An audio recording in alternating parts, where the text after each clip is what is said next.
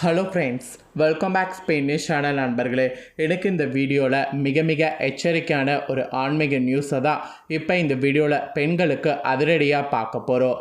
பெண்களுக்கு நாளை ஒரு நாள் பயங்கரமான எச்சரிக்கையான நாள்.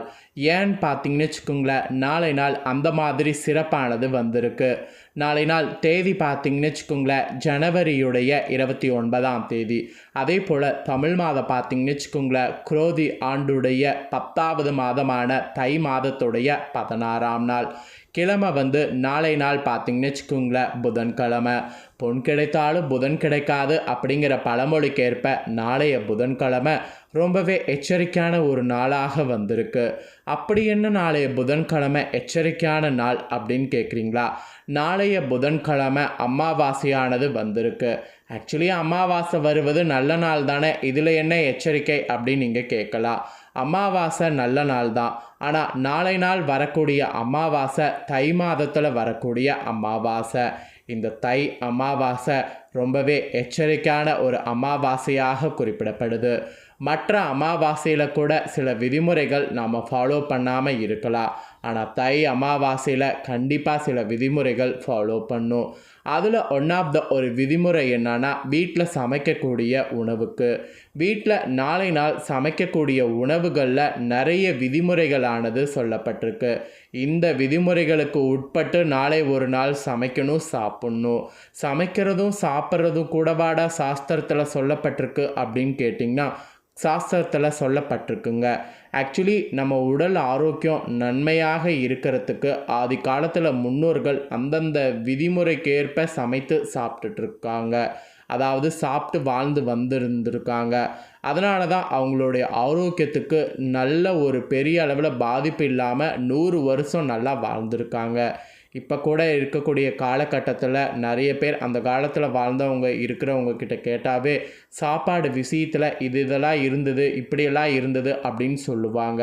அவங்க சொல்கிறத கேட்கும்போதே ரொம்ப ஆசையாக இருக்கும். ஆனால் இப்போ இருக்கக்கூடிய காலகட்டத்தில் அந்த மாதிரி உணவுகள் இருக்கா, சாப்பிட்றோமா அப்படின்னு பார்க்கும்போது கண்டிப்பாக அந்த மாதிரி இல்லை அப்படிங்கிறத நாம் ஒத்துக்குவோம். ஸோ இப்போலாம் 50 வயசு தாண்டதே ஒரு பெரிய விஷயமா இருக்குது. இந்த மாதிரியான சூழ்நிலைகளுக்கு மெயினாக நாம் எடுத்துக்கக்கூடிய உணவுகள் தான் ஒரு காரணமாக இருக்குது. ஆக்சுவலி உணவை சொல்லியே நாம் ஒன்றும் பண்ண போகிறது கிடையாது. வரக்கூடிய காய்கறிகளும் விளையக்கூடிய விளைச்சல்களும் அந்த மாதிரி இப்போ டெக்னாலஜிக்கு ஏற்ப இருக்கிறதுனால அதுலேயும் கொஞ்சம் ஃபால்ட் ஏற்படுது. ஸோ ஒரு பக்கம் ஃபால்ட்டாக இருந்தாலும் இன்னொரு பக்கம் 50லேருந்து ஒரு 70 வயசு வரையும் தாக்கு பிடிக்கிறதுக்கு சில விதிமுறைகளை ஃபாலோ பண்ணாவே நம்ம ஹெல்த்தியாக இருக்கலாம். ஸோ அதில் நாளை நாள் அமாவாசைங்கிறதுனால இந்த விதிமுறைகளுக்கு உட்பட்டு சமைக்கணும் என்று சொல்லப்பட்டிருக்கு.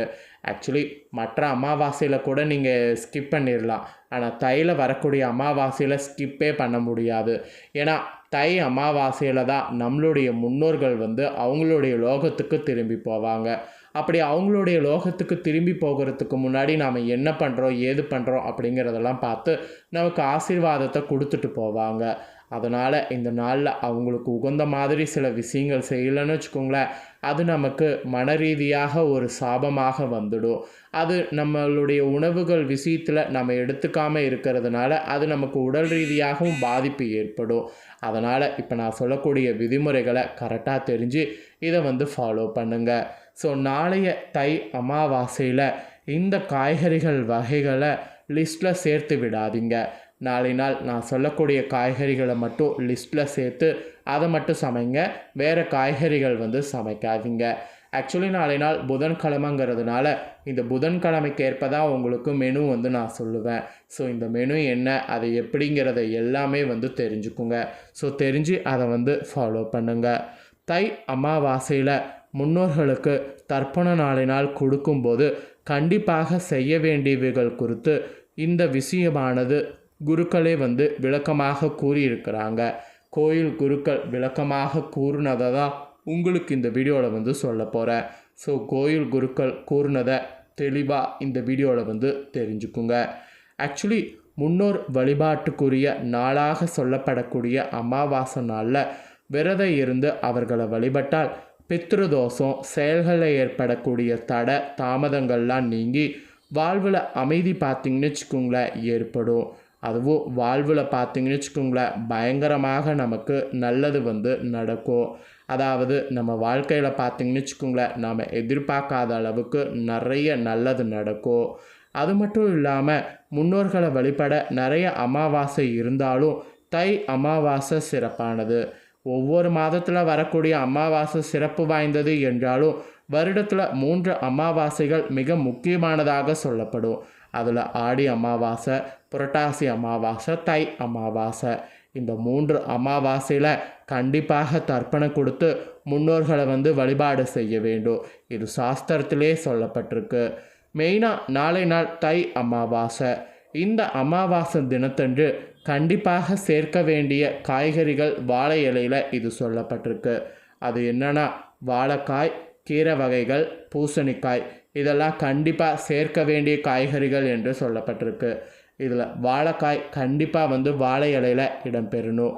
ஒரு வாழைக்காயை சமைக்கிறது நிறைய காய்க்கு சமமாக சொல்லப்படுது. அதனால் வாழைக்காயை கண்டிப்பாக நாளை நாள் சமைக்க வேண்டும். அப்புறம் கீரை வகைகளில் நாளை நாள் மெயினாக முருங்கைக்கீரையை சமைக்க வேண்டும். முருங்கைக்கீரையை நாளை நாள் சமைத்து படைக்கிறது ரொம்ப விசேஷம். முருங்கைக்கீரை ஒரு வேளை கிடைக்கல அப்படின்னா வேறு கீரையை பயன்படுத்துங்க. முடிஞ்ச அளவு முருங்கைக்கீரையை கண்டிப்பாக நாளை நாள் பயன்படுத்துங்க. அப்புறம் மஞ்சள் பூசணிக்காய், இது வந்து எல்லா நாளும் சமைக்கிற மாட்டாங்க மேக்சிமம். இந்த அமாவாசை நாளில் மட்டும் மேக்சிமம் சமைக்கப்படும். இதுக்கு நிறைய அறிவியல் ரீதியாகவும் காரணம் இருக்குது. இந்த நாளில் பூசணிக்காயை எடுத்துக்கிறது உடலுக்கு நல்லது. அதனால் நாளை நாள் கண்டிப்பாக தை அமாவாசையில் பூசணிக்காய் இடம்பெறணும். ஆக்சுவலி நாளை நாள் நீங்கள் வந்து முன்னோர்களுக்கு படையல் போடாமல் வீட்டில் நார்மலாக சமைத்தா கூட நார்மலாக சமைக்கக்கூடிய உணவுகளுடைய மெனு நாளை நாள் இந்த காய்கள் பயன்படுத்தி இருக்கணும். ஸோ இதெல்லாம் கட்டாயம் சேர்க்க வேண்டிய காய்கறிகள் என்று குறிப்பிடப்பட்டிருக்கு. நெக்ஸ்ட்டு சேர்க்கக்கூடாத காய்கறிகள் என்றும் சில இது இருக்குது. அதில் என்ன சொல்லப்பட்டிருக்குங்கிறதையும் சொல்கிறேன், அதையும் வந்து தெரிஞ்சுக்குங்க.